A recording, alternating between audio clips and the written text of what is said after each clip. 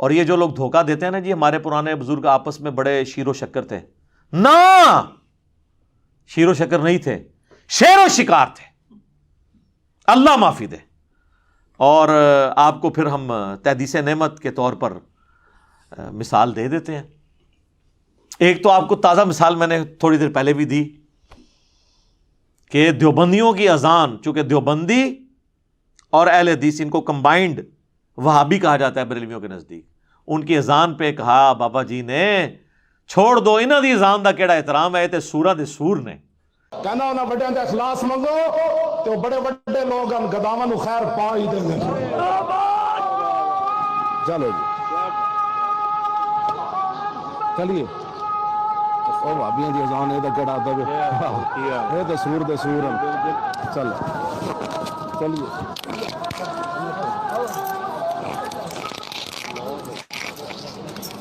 یعنی جس طرح خنزیر بدترین جانور ہے نا، تو خنزیروں میں سب سے بدترین خنزیر جو ہے نا وہ وہابی ہیں، یعنی دیوبندی اور اہل حدیث۔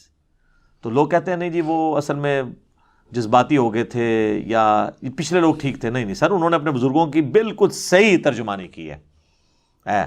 یہ میں اب آپ کو بتا دوں، پاکستان میں سب سے پرامن جماعت جسے ڈکلیئر کیا گیا ہے نا کئی سالوں سے، وہ دعوت اسلامی ہے، جس میں 10 سال میں بھی سبز پگڑی باندھتا رہا ہوں۔ یہ تینوں کتابیں دعوت اسلامی نے چھاپی ہوئی ہیں، الیاس قادری صاحب کے سگنیچرز کے ساتھ چھپی ہوئی ہیں۔ نمبر 1 ملفوظات اعلی حضرت، نمبر 2 احکام شریعت، نمبر 3 حسام الحرمین۔ اس میں آپ ذرا لینگویج سنیں۔ پہلے آ جائے ملفوظات شریف، اعلی حضرت کے ملفوظات ان کے بیٹے نے جمع کیے، جن کی نعت ہے تو شمع رسالت ہے عالم تیرا پروانہ، مصطفیٰ رضا خان نوری، مفتی اعظم ہند، 1981 میں فوت ہوئے ہیں۔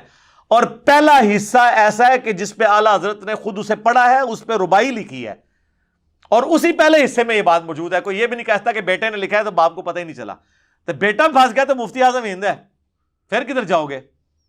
بار ربائی لکھی ہے اس پہ۔ ملفوظات اعلی حضرت میں سوال ہوا کہ وہابیوں کی جماعت ہو رہی ہو تو الگ سے نماز پڑھیں یا ان کے پیچھے پڑھیں، تو انہوں نے سیدھا جواب دیا، 2 ٹوک، کہ وہابیوں کی نہ نماز ہے، نہ جماعت ہے۔ ہاں جی، نماز ہی کوئی نہیں انہوں نے تھے، پیچھے پڑھو گے تو کتنے ہوئے گی؟ دوسرا سوال ان سے ہوا کہ وہابیوں کی مسجد میں نماز پڑھ سکتے ہیں، اور وہابی اعلی حضرت دیوبند اور اہل حدیث کو کمبائنڈ کہتے ہیں، یہ یاد رکھیے گا۔ تو بڑا سمپل جواب دیا، انہوں نے کہا کفار کی مساجد مثل گھر کے ہیں، سیدھا کفر بولا، کفار کی مساجد۔ تو جس طرح بخاری مسلم میں آتا ہے نا کہ پوری زمین میرے لیے سجدہ گاہ ہے، کہیں پہ بھی نماز پڑھی جا سکتی ہے، تو یہ سمجھ لیں جیسے گھر میں نماز پڑھی ویسے ہی جو ہے نا وہ ان کی مساجد پڑھی، یہ کفار کی مساجد ہے، کفار کی مساجد، اندازہ کریں۔ اور تیسرا سوال ہوا کہ وہابیوں کی اذان، تو انہوں نے کہا کہ ان کی اذان بھی نماز اور جماعت کی طرح باطل ہے۔ ویسے تیسرا سوال کرنا بنتا ہی نہیں تھا، جب پہلے 2 سوال بھی فارغ ہو گیا تو اذان بھی کی کیا مطلب حیثیت رہ جاتی تھی۔ ان کی البتہ جب اللہ کا نام آئے تو جل جلالہ یا عز وجل اور نبی الاسلام کے مبارک نام پر صلی اللہ علیہ وآلہ وسلم آپ کہہ لیں، بس یہ آپ کر لیں، وہ احترام دے دیں، ادروائز کوئی نہیں۔ اور سر یہ تھا جو احکام شریعت میں انہوں نے جتنا اوریاں فتویٰ دیا ہے کھول کے۔ اب وہ پوچھا گیا یہ وہابیوں کا جو ذبیحہ ہے، اگر کوئی وہابی ذبح کر دے تو اس کے بارے میں آپ کا کیا موقف ہے؟ تو انہوں نے کہا وہابی، یہاں انہوں نے کھول دیا وہابی کی ڈیفینیشن، انہوں نے کہا وہابی یعنی دیوبندی لفظ لکھا، اہل حدیث، رافضی، قادیانی جو کافر ہیں ان کو بھی ان کے ساتھ شمار کیا۔ انہوں نے کہا یہ سب کے سب 1,00,000 دفعہ بھی اللہ کا نام لے تب بھی ذبیحہ حرام اور مردار ہی رہے گا، البتہ یہود و نصارہ کا ذبیحہ حلال ہے۔ جی میرے پہ یہ الزام لگاتے ہیں کہ یہ انجینئر جو ہے نا وہ قادیانیوں کو کافر تو کہتا ہے لیکن یہود و نصارہ سے بدتر نہیں کہتا۔ تو سر انجینئر کو تو چھوڑیں، اعلیٰ حضرت آپ کا کام کر گئے ہیں کہ وہ اہل حدیث اور دیوبند کو یہود و نصارہ سے بدتر کہہ کے گئے ہیں۔ تو تسی پہلے اپنی فکر کرو، قادیانی دی بات کرنا تو جے تسی مندے ہو ٹھیک ہے تو ٹھیک ہے، آؤ میرے کو بھی لکھوا لو پھر کہ میں کہہ دوں گا کہ قادیانی اپنے کفر وچ یہود و نصارہ تو بھی بدتر نے، لیکن پہلے منو کہ جو اعلیٰ حضرت نے کہا ہے کہ اہل حدیث اور دیوبندی یہ یہود و نصارہ سے بدتر ہیں، یہ تم لوگ مان لو، مجھ سے بھی اگلے دن آ کے لکھوا لو۔ اور اگر نہیں مانتے پھر کفر لوٹاؤ نا ان کی طرف، نہیں لوٹاؤ گے۔ میری بات کو اتنا توڑ موڑ کے پیش کیا، وہ تو میں نے بتایا تھا کہ یہود و نصارہ کی نسبت ان کو سمجھانا آسان ہے، کم از کم یہ قرآن و حدیث کو مانتے تو ہیں نا، اور اس کی ماننا وہ تو آپ بھی نہیں مان رہے۔ حنفی کیا بخاری مسلم کے طریقے کے مطابق نماز پڑھ رہے ہیں، تو ہم ان پہ بھی ہم فتوے لگا دیں؟ تو ہم قادیانی کو کافر مانتے ہیں۔ اب یہ جھگڑے چھوڑ دیں کہ وہ 7ویں گھاٹی میں ہوں گے یا 6ٹی میں ہوں گے یا 5ویں، پہلے اپنی فکر کرو۔ اعلیٰ حضرت نے کہا ہے کہ دیوبند اور اہل حدیث جو ہیں یہ یہود و نصارہ سے بھی بدتر ہیں، اور اگر اہل حدیث دیوبند یہ مان لیں، اگلے دن مجھ سے آ کے لکھوا لیں کہ قادیانی جو ہے یہود و نصارہ سے بدتر ہے، میرا مسئلہ ہی حل ہو جائے گا نا۔ آؤ نا بچہ میدان وچ، تسی میرے کو جواب لینا سی نا، لے لے، تسلی جے، راتی نیندر ہن سونی آئے گی تانوں۔ اعلیٰ حضرت تہاڈا کام کر گئے نے۔ تو یہ تو 2 حوالے تھے، اب تیسرا حوالہ جو ہے نا حسام الحرمین کا ہے، لیکن ابھی اذانیں شروع ہو چکی ہیں، انشاءاللہ اذانوں کے وقفے کے بعد تیسری اس متبرک کتاب بزرگوں کی لکھی ہوئی اس کا حوالہ آپ کو انشاءاللہ پیش کریں گے انشاءاللہ۔ ہاں جی، اذان کے وقفے سے پہلے ہم 2 کتابوں کو ڈسکس کر چکے، اب آ جائیں تیسری بک ہے حسام الحرمین۔ 1905 میں اعلیٰ حضرت نے یہ کتاب لکھی، اس کا نام ہے حرمین کی تلوار، اور تلوار انہوں نے اپنی حنفی بھائیوں پہ ہی چلائی، یعنی دیوبندیوں کے اوپر۔ 5 کفر کے فتوے لکھے، ان میں سے 1 غلام احمد قادیانی دجال کے اوپر اور 4 علماء دیوبند کے اوپر۔ اور ویسے تو وہ بڑی مزے کی کتاب ہے، اگر آپ پڑھیں تو اس میں تو بڑے بڑے پیارے الفاظ ہیں۔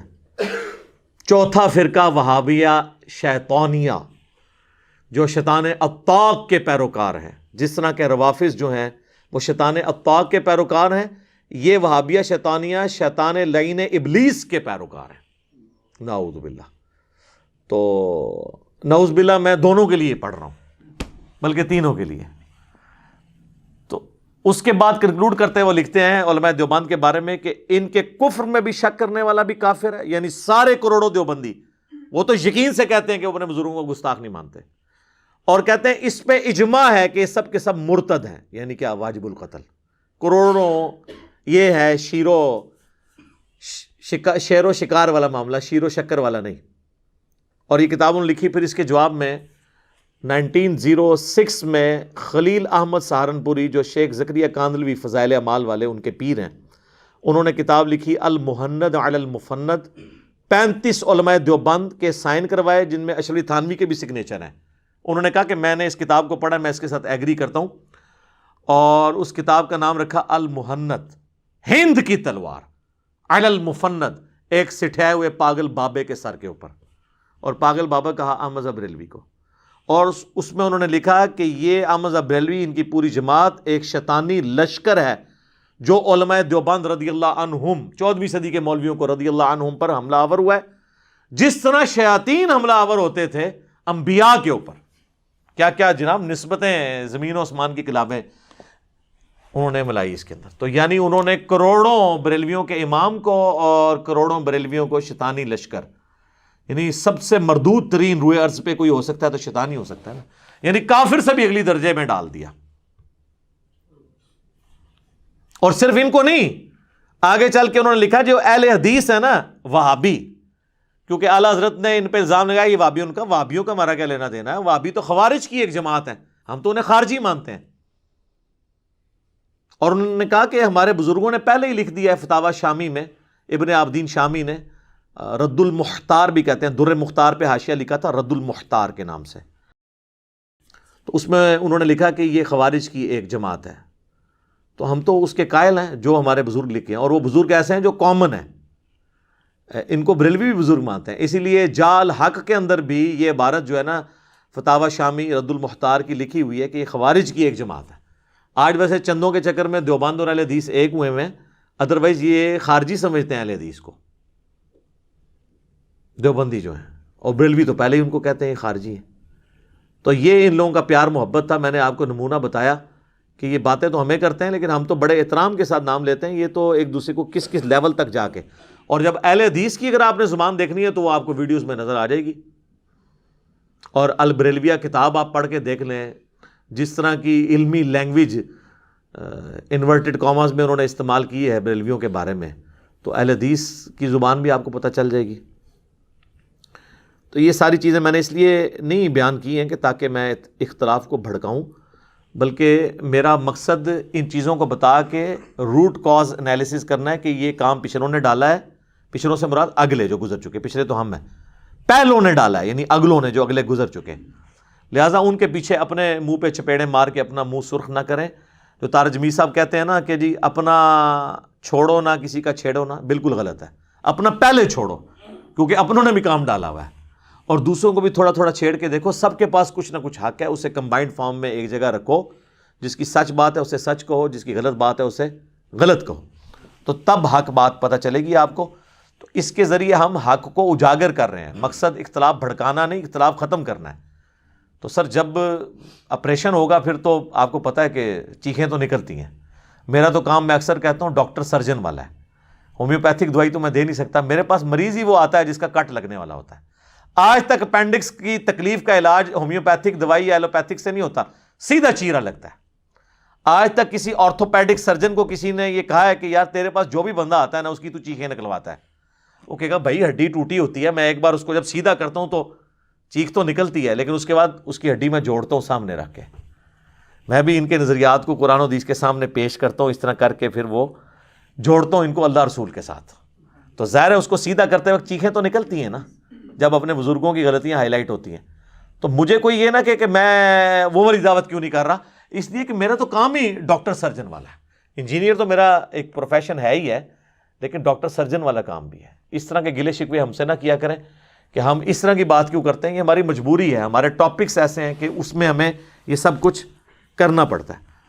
اور ویسے تو 99 قتل تو انہوں نے بھی کیے ہوئے ہیں, ہم نے تو صرف سینچری مکمل کی ہے. کیا بریلوی اپنے سوا ساروں کو جہنمی نہیں مانتے ہیں؟ تو میں نے تو اس طرح کی سینچری نہیں کی. میں کہتا ہوں سارے انشاءاللہ ایک نہ ایک دن جنت میں چلے جائیں گے اپنے کرتوت بھگت کے. تو میں کیسے مجرم ہو گیا؟ میں وہی کچھ بریلویوں کے بارے میں کہتا ہوں جو دیوبندی اہل حدیث سالوں سے کہہ رہے ہیں کہ ان کی یہ چیزیں غلط ہیں. میں وہی کچھ اہل حدیث کے بارے میں غلط کہتا ہوں جو بریلوی دیوبندی پہلے ہی کہہ رہے ہیں. میں وہی دیوبندیوں کی غلط باتیں ہائی لائٹ کرتا ہوں جو بریلوی اور اہل حدیث پہلے ہی ان کے بارے میں کہتے ہیں. سنی شیعہ کے بارے میں, شیعہ سنی کے بارے میں نے کوئی اپنی نئی چیز تو کوئی بھی نہیں سامنے لے کے آیا. اور میں نے کئی بار چیلنج کیا, میرا ایک نظریہ ایسا نہیں ہے جو 1400 سال میں کسی نہ کسی مکتب فکر کا نہ رہا ہو. اور جتنی اجماعی چیزیں ہیں ان پہ میرا اجماع کے اوپر ایمان ہے الحمدللہ.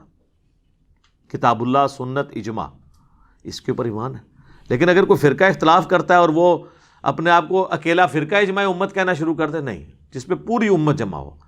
جو المستدرک للحاکم میں حدیث ہے اور الموجم الکبیر طبرانی میں بھی ہے, اور سورہ نساء کی آیت نمبر 115 میں اس کا اشارہ موجود ہے.